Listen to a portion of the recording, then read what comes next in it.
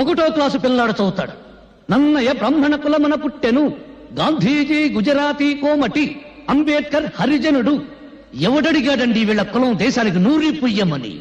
ఇవన్నీ వాగితే నేను పిచ్చోడు. పొరపాటుని మీలో ఎప్పుడైనా దేశభక్తి అనే ఆవేశం పుడితే దాని మీద నీళ్లు చల్లడం చాలా తేలిక. ఇప్పుడు చార్మినార్ ఉన్న చోట శ్రీకృష్ణుడు ఆవులను మేపాడంటే చాలు, ఫినిష్. ధరలు పెరుగుతున్న సంగతి గుర్తురాదు, దరిద్రం పెరుగుతున్న సంగతి గుర్తురాదు, మీదకి నాయకులు తొక్కుతున్న సంగతి గుర్తురాదు. శ్రీకృష్ణుడు, ఆవులు, చార్మినార్ ఫలోమని పరిగెత్తుకుంటూ వెళ్తారు, ఒకరికొకరు నలుకుని చేస్తారు. జయ హే పుణ్యభూమి నా దేశం. ఒక్కసారి బాగా ఆలోచించుకోండి.